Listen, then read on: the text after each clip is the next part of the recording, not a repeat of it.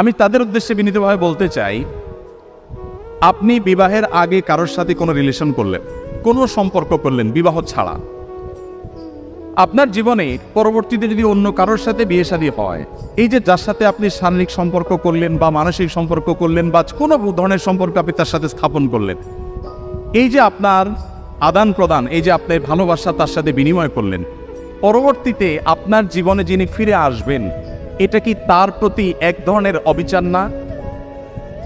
আমি কি বোঝাতে পেরেছি? আপনি এখন যার সাথে সম্পর্ক করছেন, রিলেশন করছেন, আপনার জীবনে যে বৈধ জীবন সঙ্গী বা সঙ্গিনী আসবেন, আপনি যদি আগে কারোর সাথে সম্পর্ক করে থাকেন, কারোর সাথে আপনার যদি ভাব বিনিময় হয়, ভালোবাসা যদি আদান প্রদান করেন, তাহলে পরবর্তীতে যে ভালোবাসাটা আদান প্রদান করছেন, এর মধ্যে দুইটার যে কোনো একটা রিয়েল আর একটা ফেক।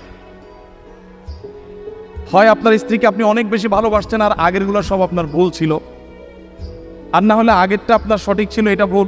নিশ্চয়ই কোন দুইটার একটা, নাকি? দেখুন, আপনি আপডেটেড হতে পারবেন, তবে ইসলামের চেয়ে বেশি না। আপনি আপডেটেড হতে পারবেন, তবে ইসলামের চেয়ে বেশি হওয়ার সুযোগ নাই।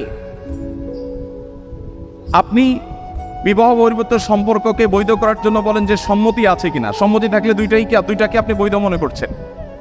আর আপনার চরিত্রকে, আপনার যে জীবনসঙ্গী আসবে, জীবনসঙ্গিনী আসবে, তার জন্য সংরক্ষণ করে রাখার কথা ইসলাম বলে। আপনি নিজেকে সেভ করে রাখবেন, নিয়ন্ত্রণ করবেন, কন্ট্রোল করবেন, ওই সে বৈধ ভালোবাসা যার সাথে হবে তাকে সব উজাড় করে দেওয়ার জন্য।